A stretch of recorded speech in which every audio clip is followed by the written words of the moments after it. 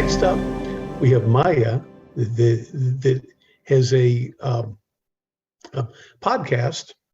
She had 11,000 downloads recently, and she has a story about being at City Hall in San Francisco for National Stuttering Awareness Week, and many amazing things are happening to her, and she's going to share those with us tonight. So, Maya, thank you for taking your time to be with us, and it's all yours.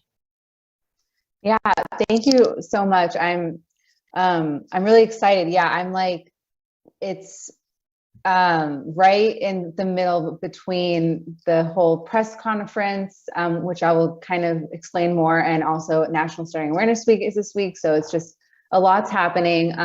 But I did just want to take a step back and say, like, I'm still very new to the stuttering community. Like, I've had a stutter my whole life, and I've kind of, ever since recently, I've just like tried to avoid stuttering as much as possible, because it just reminded me of like my own stutter. And so I tried so hard for so long to just ignore that part of myself and to just go through life trying to like be as normal as possible. And really what made me want to be involved in the stuttering community is I was miserable at my work. Like, I was miserable, and I needed a community. I needed something that I could like feel myself again. And Proud Stutter just came together so like kind of in this like weird way. Like, I just felt like I needed to start embracing that part of my identity. And as soon as I started, really thinking about Proud Stutter, I just got more and more excited. And the first time I opened up about my stutter in a public way, I just felt this huge weight lifted. And I became so obsessed with that feeling of just like being 100% myself. I was like, I want to do this every day. And so that's kind of how Proud Stutter started. And ever since then, I just feel like I'm stepping more into my power. And like the stuttering community, I'm just like obsessed with you guys. Like, I literally like, I'm so just like, I feel like you are my family. And every time I meet a new person that stutters, I'm just like it's just instant bond. And I've just never experienced anything like that. And so that's kind of what I bring into to a Proud Stutter, is just trying to share as many stories as possible, so that one day we can all feel comfortable being 100% authentically ourselves. And another goal of mine is to bring stuttering into new spaces as well. So I really try to educate about stuttering in as many spaces as possible. And so that can include podcasting, government, policy, the broader disability movements, the media, the literary community. I don't know about you guys, but I'm still reading novels where people use stammering in such a harmful way to describe someone that's nervous or someone that doesn't know what they want to say. And so when I'm like literally reading some of my favorite books, and I'm like seeing stuttering used in such in a way that I just don't feel represents who I am. And so I'm trying to like bring stuttering education into the literary community too, because that's how people read all the time. And that's a space that I think that just has a lot of opportunity. And of course, TV, film, all that stuff, we need to really become like our entertainment industry needs to become better at authentically representing us as stutters. And so that's kind of how I'm thinking about stuttering. And I acknowledge that there's so many people that have been part of the community way longer than me. And I just want to say that I'm just so grateful that you guys have really charted a path for so many people to start stepping into themselves. And so I just thank you for that. And I also wanted to, the main part of my presentation is going to be a short story I've been working on, but before that, I just wanted to say that, like, I think there's so much opportunity to use storytelling techniques to really start shifting the narrative around stuttering. And I already see that happening, just like Steph said. Like, I think we have made so many strides into shifting the narrative. And I think we're approaching a moment where we can really just change how people, like, change hearts and minds and how they think about stuttering. And I'm just, yeah. So, but I do want to share a story that I've been working on. And it is a true story. And so if I can just start with that, and then I can open it up to a larger discussion. So let me pull it up. So this short story is called It's Interview Time. I thought I was cured. I thought I had finally gotten rid of the thing that has been haunting me since I first started to talk. For the first time ever, I felt normal.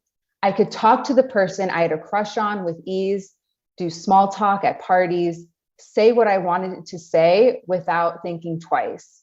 The possibilities were endless. How wonderful it feels to not have to worry about my speech, to not feel exhausted after the day of overthinking sentences, to be heard for the words I am saying, not how I am saying them. Life is good. And then boom, a startling jolt. I am pulled back to the reality that is me. How could I think it could just go away, vanish? That is what life is like as a covert stutter, jolts. For a few weeks, I can pass as a fluent speaker, someone with normal speech, and the next, I'm a disabled speaker. My speech is filled with blocks, repeated consonants, and often no words come out at all. I am frozen in time. The first jolt I remember happened in high school.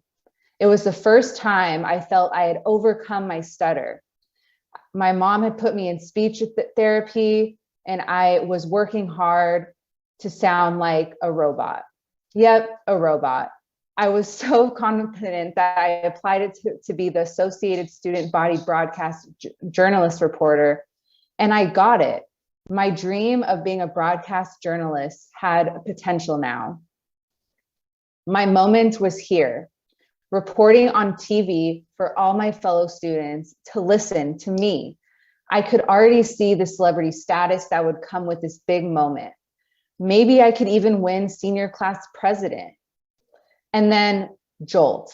My name is No, it can't be. This was supposed to be my moment. I pause, I look at the camera, I step out of my chair, and I walk out of the room. We are experiencing some technical difficulties, the cameraman says. Hello, Stutter, my old friend. I asked my ASB team if I can write my reports for the broadcast team instead of reading them out myself.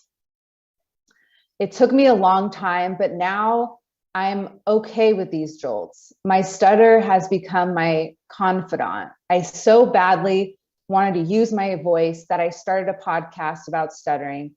I am finally fulfilling my lifelong dream of becoming a broadcast journalist on my own terms with my authentic self, not a perfected version. This year, the first open stutterer was drafted to the NFL. I hope to interview him one day.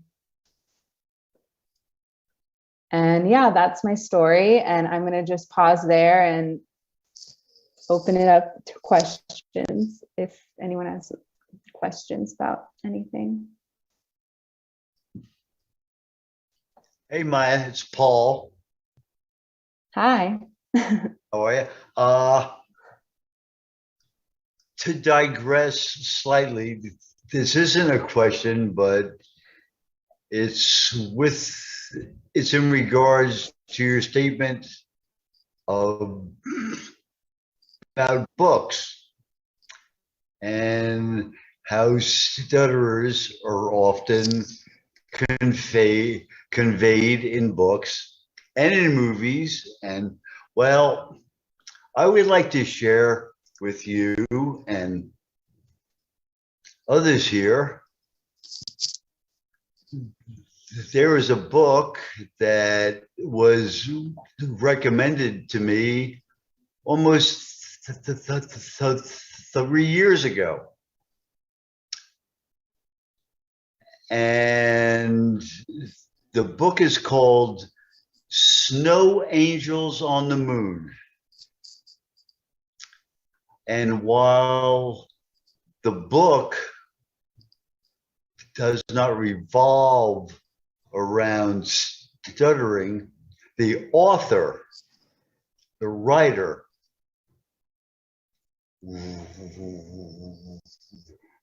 Russ Lane, is a person who stutters. And also, for the last 18 years, has also had to deal with Parkinson's disease. The book is a true story. It's about his parents, and I won't go into all of that because it's a delightful book, but he talks about throughout the book his being a person who stutters from elementary school all the way through college.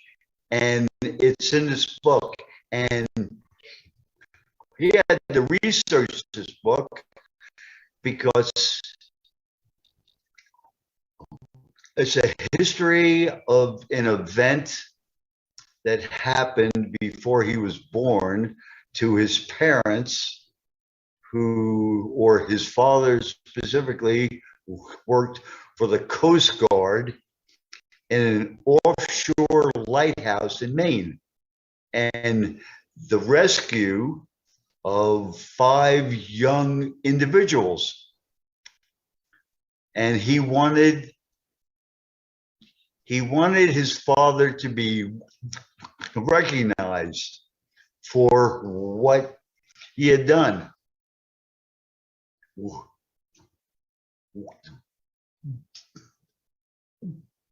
Pursuing this, it opened doors and pathways to things, as all of us who stutter or fearful of. It's responding to phone calls or making phone calls or speaking to people for the first time in person.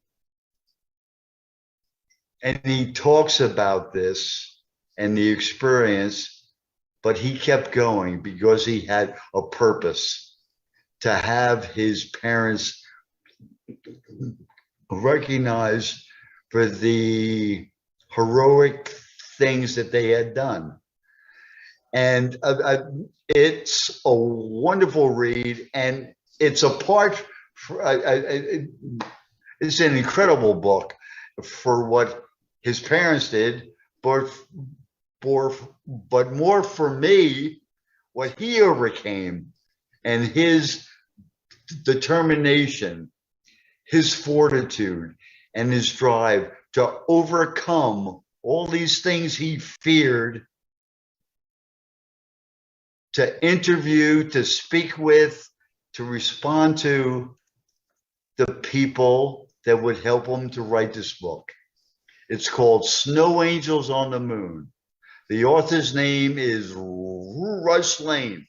And so with regards to stuttering in books, this is the best one I've ever seen. So that's all I have to say. That's awesome. I'm definitely going to add it to my reading list. Thank you for that. You're welcome. Yes.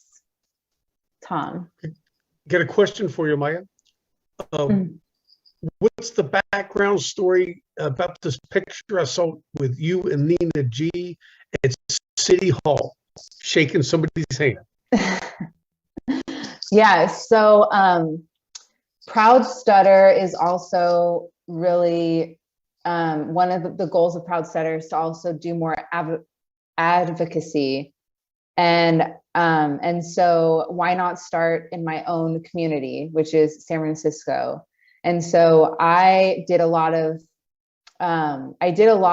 electoral organizing back in the day, where I volunteered on a lot of local campaigns. And so I got to know a lot of the city leaders that way. And so with National Stuttering Awareness Week, I thought, like, how cool would it be to work with a friend of mine who I helped get into office, Dean Preston, and to work with him on National Stuttering Awareness Week. And even further, I was like, how cool would it be to write up a toolkit so that other cities could do similar things? Like, how amazing would it be if, like, all of these cities started passing local resolutions in their own communities to recognize the people who stutter in their community? And so that's kind of where it started. And through the podcast, I've met a ton of people, including Nina G,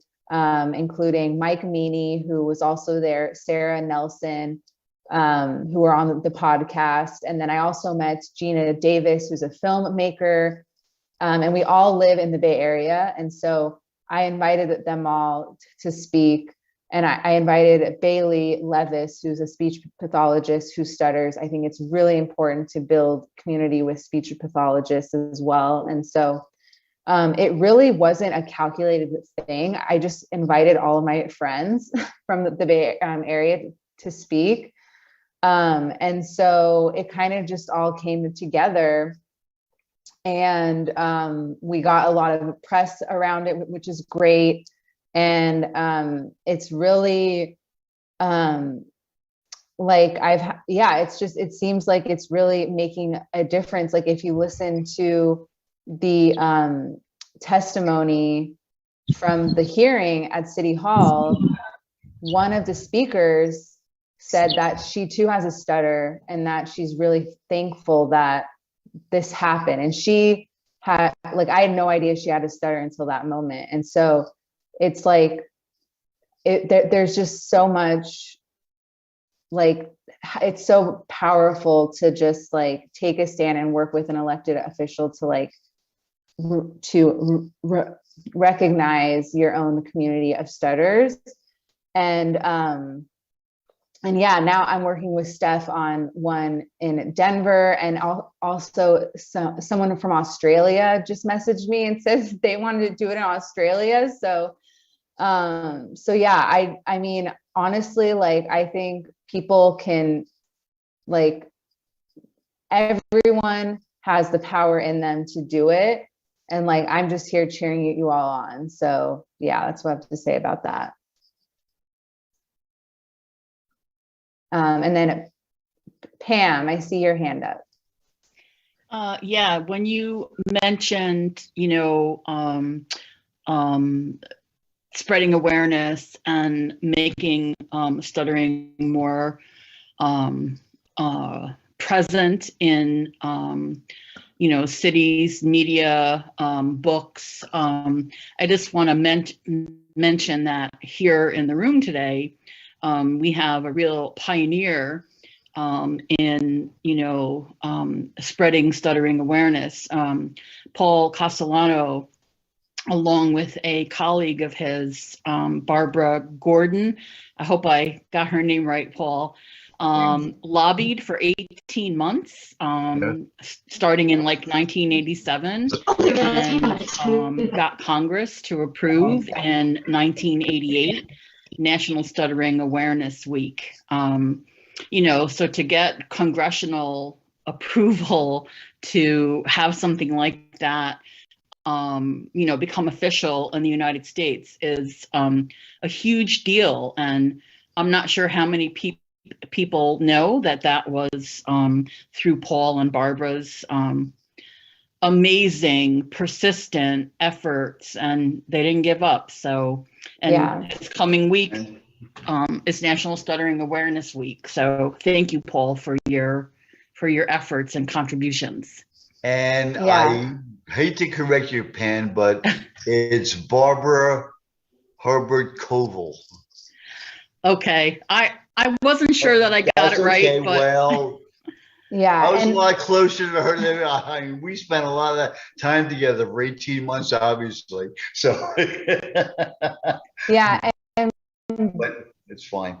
Before I go to Max, I want to say, like, I feel so honored to be able to share Paul and Barbara's story on my podcast. I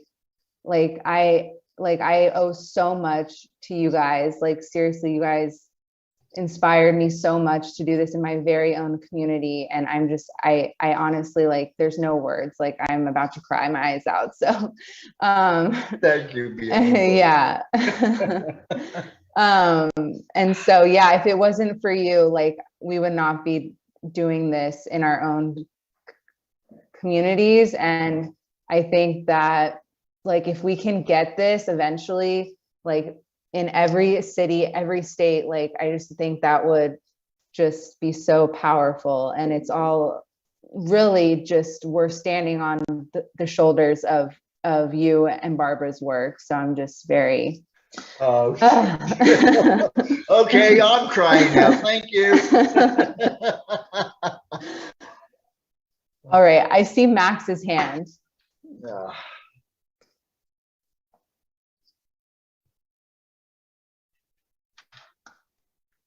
Max, you are muted. Hello.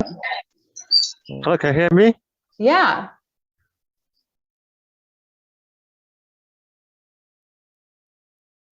Oh. In Shanghai, and when I go out, I need to put on my face mask. So, yeah. So as for me, I also start. I think I started from about 6 years old, and I think the reason is I have an older brother, and when I speak to him, I feel sorry, I feel nervous. So, and when I grow up, when I speak to others, especially people is stronger, or is more serious, or have a high level than me in the company, and I will feel nervous. And I also do some practice, like deeper breath and pause when I speak. And I also practice reading and speaking at home. It also helped me to release my to help me to reduce my nervous. And currently, I still feel nervous when I speak. When do public when do public speaking before a lot of people. So a friend told me that there is a meeting, so I joined it. I'm not sure what's the topic and what's the intent of the meeting. Can you explain more about it? Yeah, Tom, do you want to explain StutterFest maybe for Max, since you're one of the organizers, I think? You might know more than me. Okay. What the concept is, Max, is regardless of what organization or association you belong to, we all stutter, and we're all here to help people who stutter.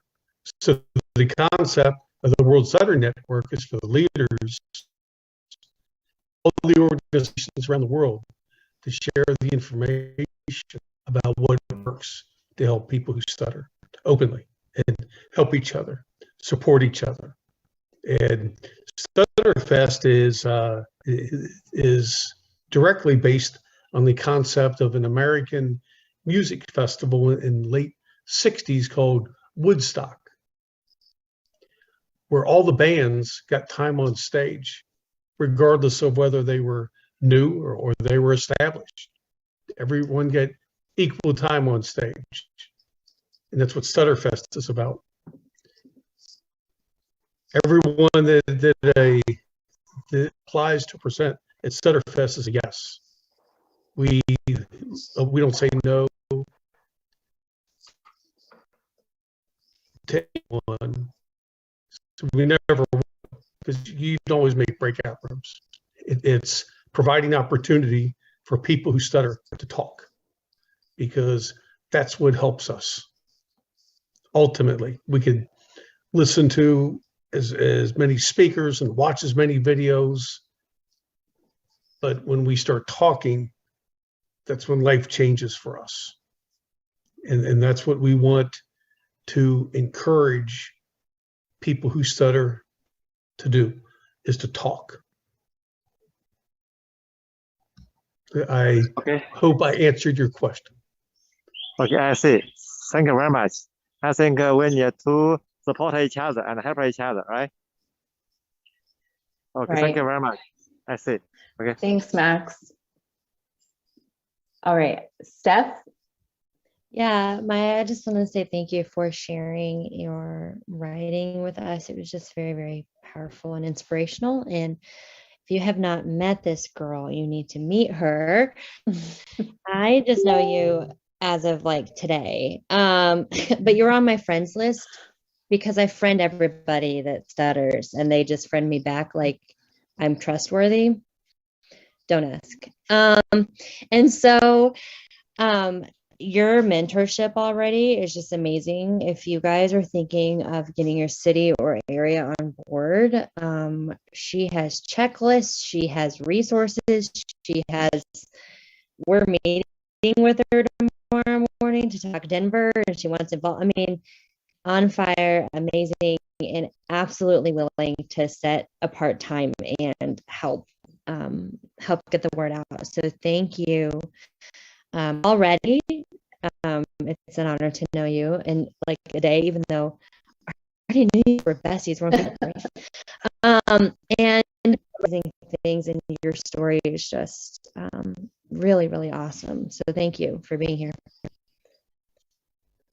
Thank you. Oh my gosh, I don't even know. That warms my heart. And yeah, I'm just grateful for the stuttering community, and I can't wait to start getting to all those conferences and hopefully meeting y'all in person soon. So yeah, thank you. Well, I don't want to take up too much space. I know there's a lot of fabulous people that are next up, and so thank you so much for the time, and it's an honor to be with you all.